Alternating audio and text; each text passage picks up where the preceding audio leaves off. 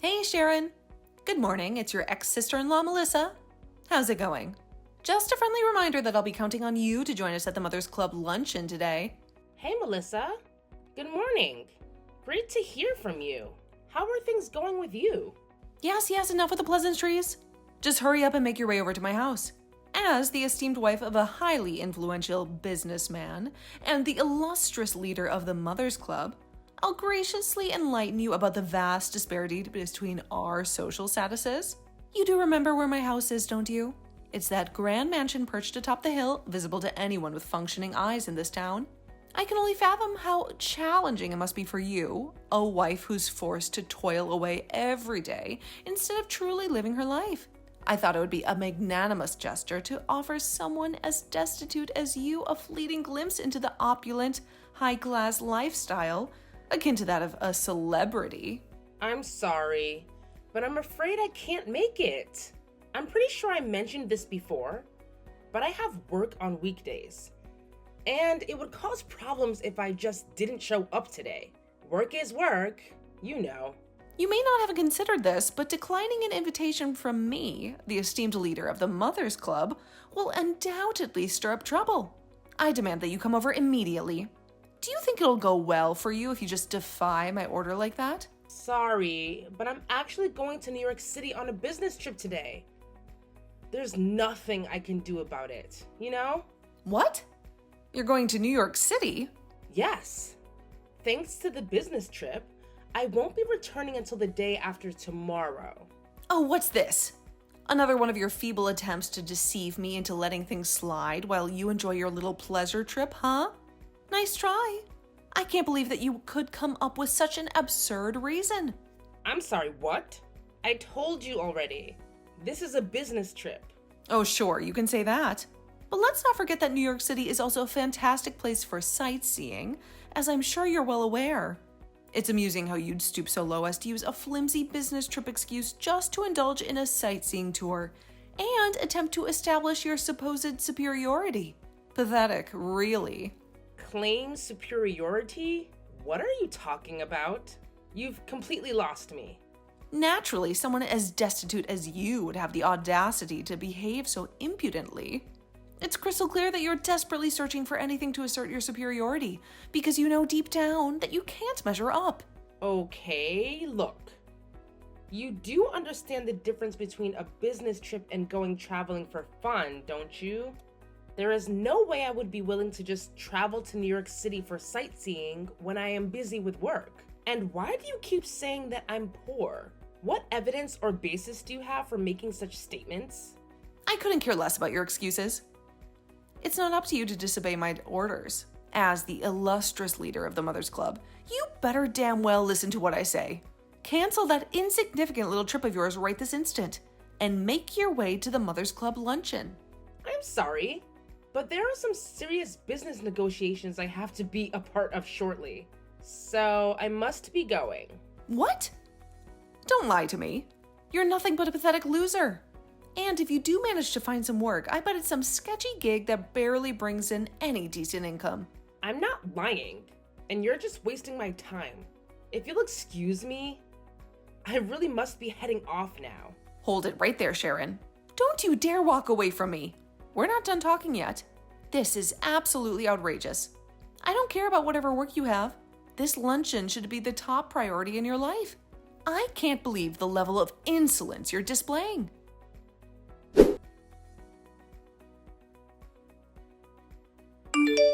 Hello, Sharon. I'm contacting you about the regular Mothers Club luncheons. You told me that weekdays were no good, correct? Well then, how does next Saturday sound?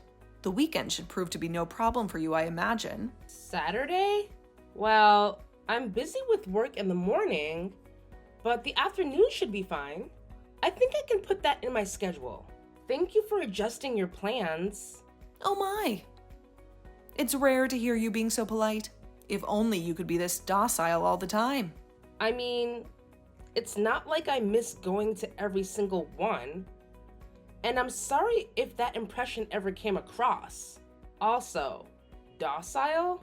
Anyway, it sounds like my schedule will allow me to go this time. But unfortunately, I can't guarantee that I'll be there every time in the future. So let me get this straight. In a world where a 2-day weekend is the norm, you're actually working on a Saturday morning? Is that what you're telling me? It's pretty clear that you're so poor that you'll do anything to scrape together some extra cash, huh? No. My company is just currently doing business with a company that is off on Sundays and Mondays rather than the traditional weekend. So anyone who is taking part in the meetings needs to go to work on the weekends. I am one of those people. So I have to work on Saturday mornings. Well, I'm a stay-at-home housewife, so I can't say I really understand any of that.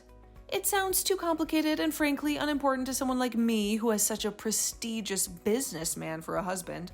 Speaking of him, your new husband is the head of sales department at that company, Synergy Innovations, right? Oh, so you were aware of that then? You're not that clueless after all, huh? Yes. Some time ago, my company was doing some business with Synergy Innovations, and I met him during one of our meetings. Oh, is that so? Oh. Right. Yes. I heard something about that recently. I think he mentioned seeing someone whose name matched one of the Mother's Club list. Well, if that's the case, then we can have a great talk about it at the next luncheon. Won't that just be fantastic? Yes, sure. I'm looking forward to it. Thank you very much for the kind invitation.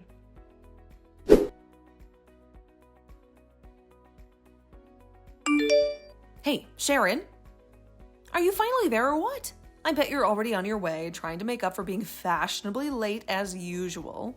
Don't keep everyone waiting, though. I'm sure they're used to your tardiness by now. Hurry up! Oh, good afternoon, Melissa. I just finished up with my work for the day, so I should be able to make it there by noon as promised. I've been preparing some of the best refreshments you've ever tasted, so I eagerly look forward to your arrival.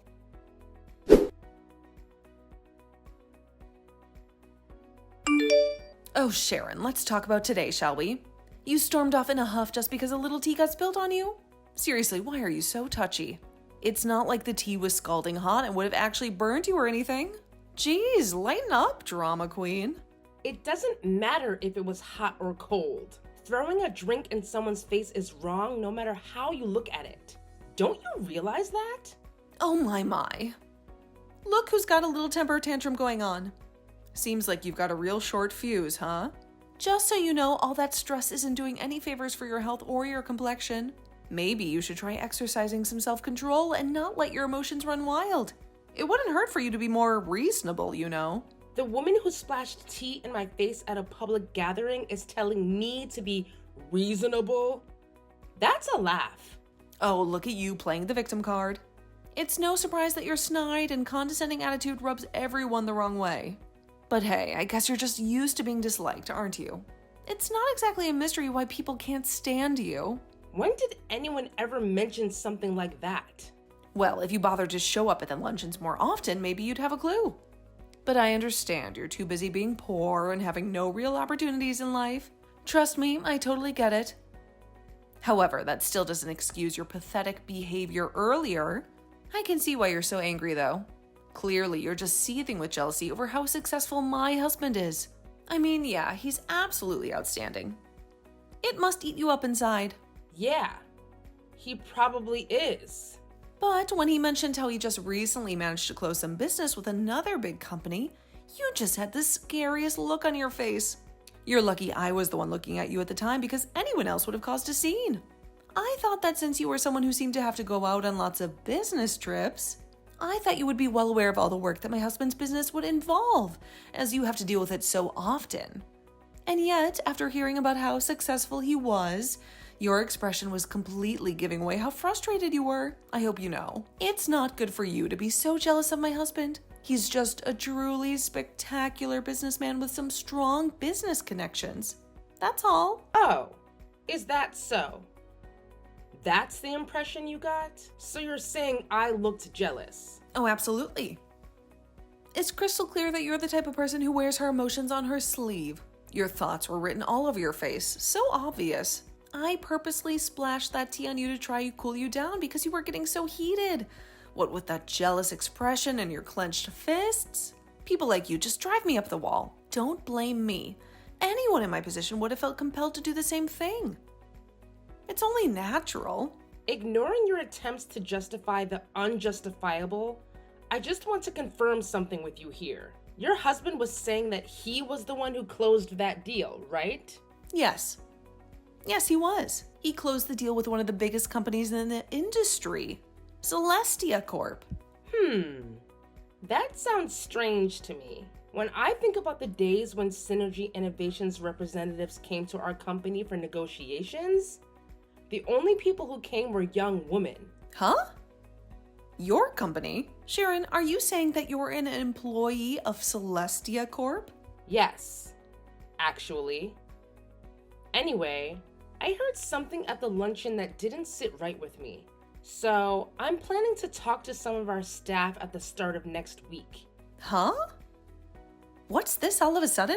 Are you going to be trying to look into my husband's business or something? Well, depending on how things pan out with the investigation, the business contract between Synergy Innovations and Celestia Corp might end up having to be terminated. What? Well, it may come to pass that we'll have to speak directly to your husband, or at least to some other Synergy Innovation staff. I can't say one way or the other what the conclusion could end up being, though. It could be fine, but it could also become quite a problem. Hold on, Sharon.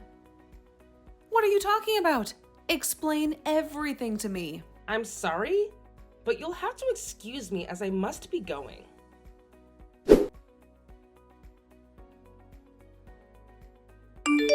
Sharon, you need to do something about this now. All this is your fault. Hurry up and do something. What is it?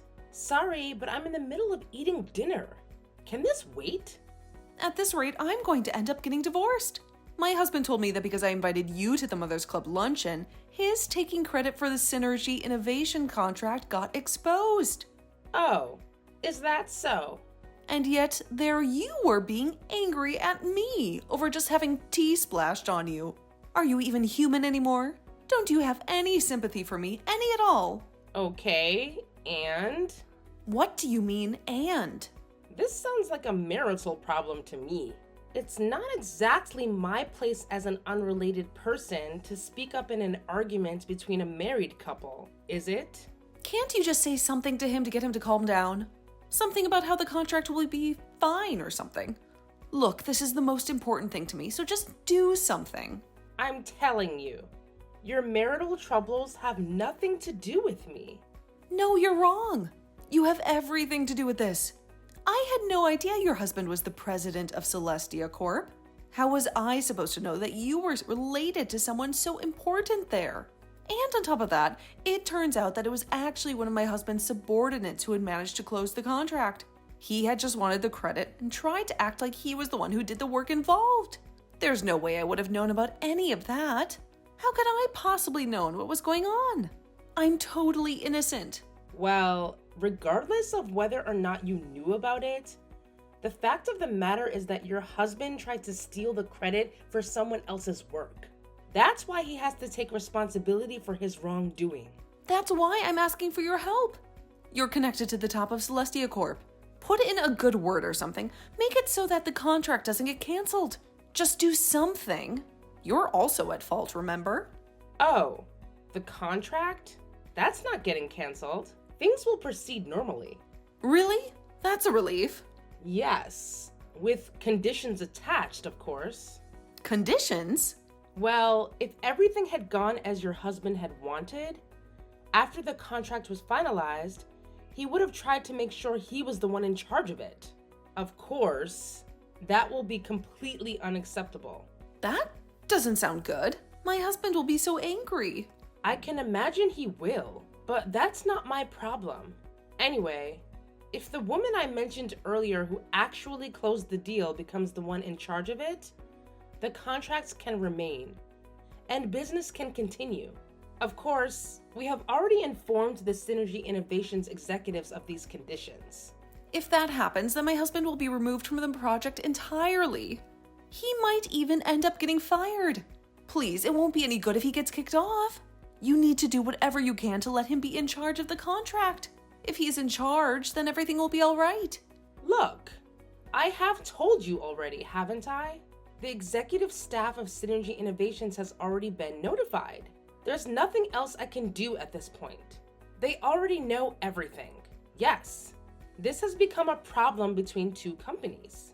The scale of the issue has far surpassed that of one couple's marital dispute. All I did was splash some tea on you, and now you're acting like I committed some unforgivable crime. What on earth possessed you to go to such extreme lengths just to get back at me? Talk about an overreaction. Get a grip, will you? Melissa, I think you're misunderstanding things here. You splashing tea on my face had absolutely nothing to do with the precarious situation that has developed between Synergy Innovations and Celestia Corp. It didn't? Oh, thank God. Yes. The two events, while happening at similar times, were completely unrelated. The contract issue resulted solely from your husband trying to steal credit for closing the deal. Thanks to that, it became a company-spanning issue. As for you splashing tea on me, that was solely a private issue between you and me. I'll say it again. Those two events had nothing to do with each other. You splashing tea on me wasn't what caused the marital problems you are having now. I had no intention of trying to connect those two events together, nor do I now. Please keep that in mind, and don't get it mixed up anymore, okay?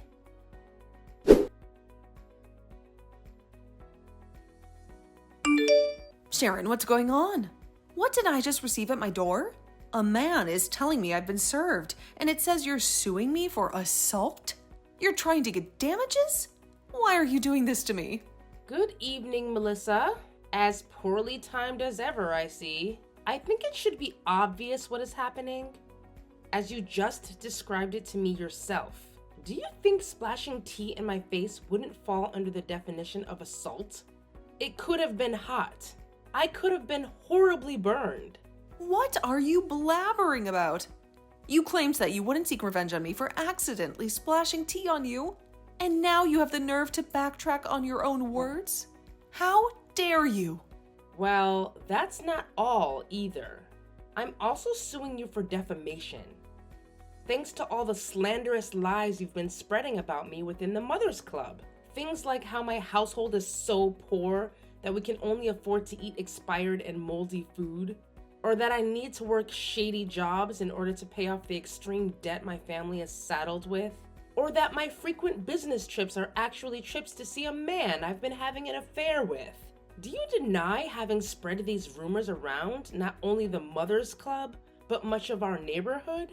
There may be people who actually believe those lies, and those lies have harmed my reputation within the community.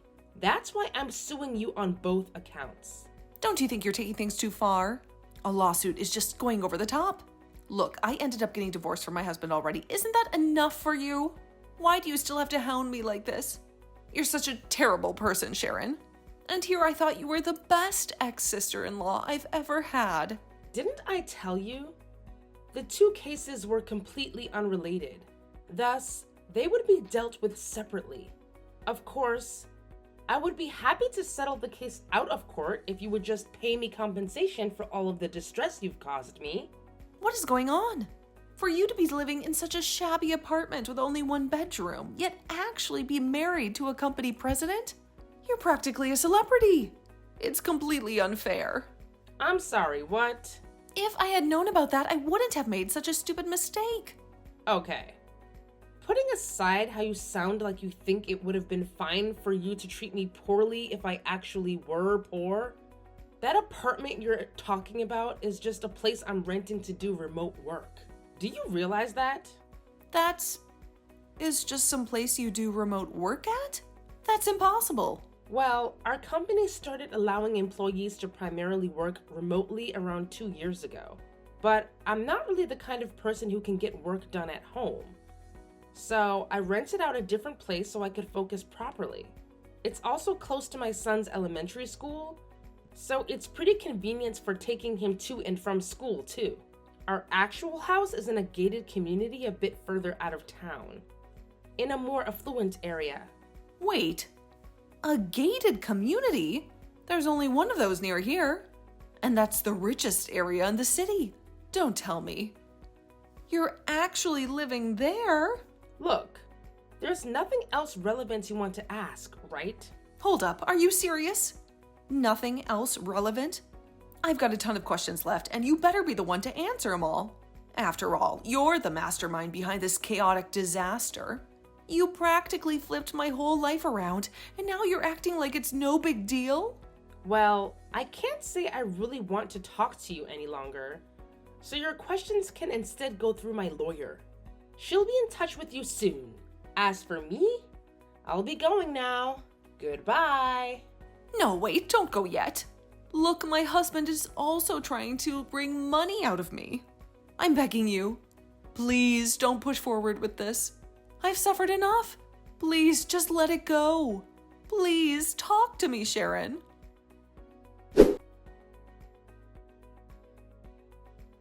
After our last conversation, things took a turn. Melissa ended up settling the case by sending me the money I had requested. As for the money her now ex-husband was after, it seems like he was seeking some sort of retribution for her infidelity. Turns out she had been having an affair with another man, who was already a father himself. Her ex-husband was already in a tough spot, having been demoted and facing a significant pay cut as a consequence of his actions. But let me make it clear, the affair and his demotion were completely unrelated.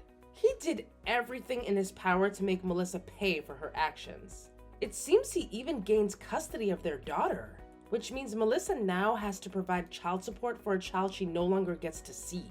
So now, Melissa finds herself working tirelessly day and night to fulfill her financial obligations.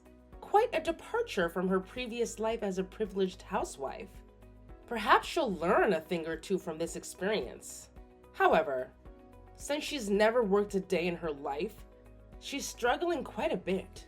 One day, she sent a text to everyone in the Mothers Club, complaining about how tough work was for her.